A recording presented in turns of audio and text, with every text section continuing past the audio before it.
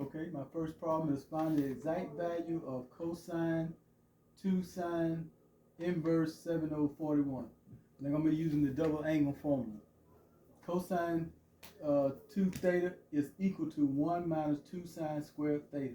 And that equals to 1 minus 2 sine inverse 7041 squared. And then number 10 is simplify the expression sine 3 theta minus sine theta over cosine theta plus cosine 3 theta. So I use the sum to product formula on this one. Sine theta minus sine beta equal 2 sine theta minus beta over 2 and cosine theta plus beta over 2. And all of that is over 2 cosine theta plus beta over 2 cosine theta minus beta over 2. So now I go ahead and plug all this in with sine theta 3 theta minus sine theta over cosine theta plus cosine 3 theta. And that's equal to 2 sine parentheses 3 theta minus theta over 2 parentheses close cosine parentheses 3 theta plus theta over 2 close theta all over 2 cosine theta plus 3 theta over 2 cosine theta minus 3 theta over 2. And then that comes to 2 sine 2 theta cosine 4 theta over 2, and that's over 2 as well, all over 2 cosine 2 theta cosine 2 theta over 2. And that gives you 2 sine theta cosine 2 theta all over 2 cosine 2 theta cosine theta. Cross out like items. You cross out the 2, you cross out the cosine 2 theta, cosine 2 theta, and you're in with sine theta over cosine theta over tangent, and that's equal to tangent theta.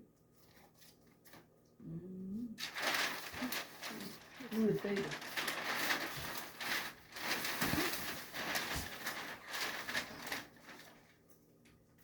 Okay, the next one is 13, and I use the laws of sine where you had a leaning tower of Pisa, which had a side 1,000 feet and 90 feet base, and we need to find out what the angle A is. So I use the side angle laws of sine, which you got side A over A equals side B over B. So side A over 90 feet equals sine 6 degrees over 100.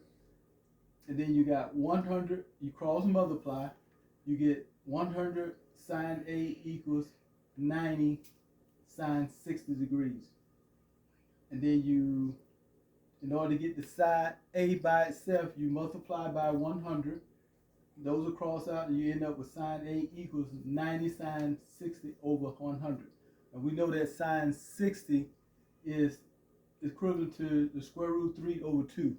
So you get sine A equals 90 square root 3 over 2 over 100.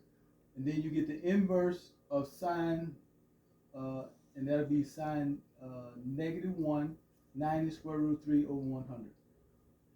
And then the last one is 17, and it develop a formula for sine squared times 3 theta over 2 as a polynomial in the variable cosine theta.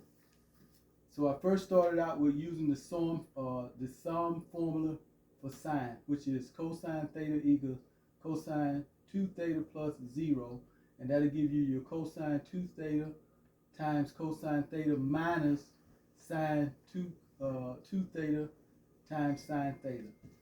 You plug all those in, you get 2 cosine squared theta times cosine theta minus 2 sine theta cosine theta times sine theta equals to 2 cosines cubed minus cosine theta minus 2 times 1 minus cosine squared theta times cosine theta. And then all of that will give you 4 cosine